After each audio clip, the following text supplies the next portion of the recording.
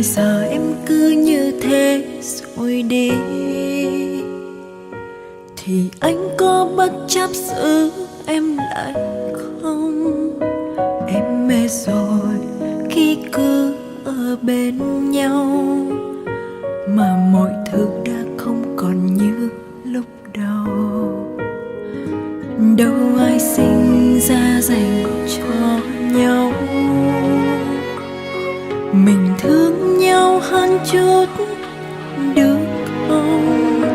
Có anh rồi sao em vẫn thấy mình cô đơn, hơn là khi em chưa yêu bao giờ. Điều duy nhất em nghĩ cho mình bây giờ là bước nhanh ra khỏi cuộc đời anh, vì anh biết em yêu anh quá nhiều rồi, nên anh đâu còn sợ mất em. Vì anh tốt nên sẽ có người mong chờ, dù có đang bên em hay là không. Chỉ mình em yêu anh, em quá mệt rồi nên em sẽ dừng lại thôi.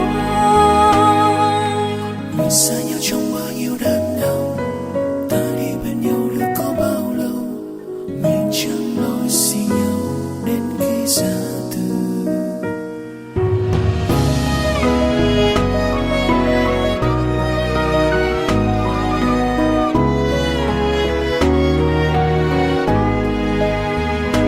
Đâu ai sinh ra dành cho nhau,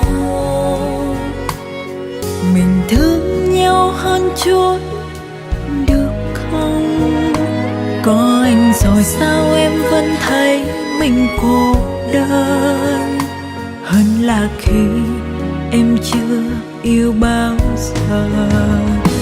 Điều duy nhất em nghĩ cho mình bây giờ là bước nhanh ra khỏi cuộc đời anh, vì anh biết em yêu anh quá nhiều rồi, nên anh đâu còn sợ mất em. Vì anh tốt nên sẽ có người mong chờ, dù có đang bên em hay là không. Chỉ mình em yêu anh, em quá mệt rồi nên em sẽ dừng lại thôi.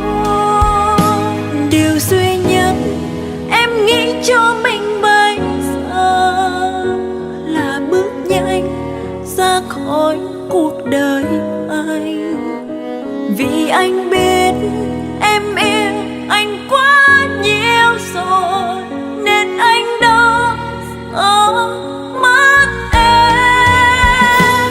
Vì anh tốt nên sẽ có người mong chờ, dù có đang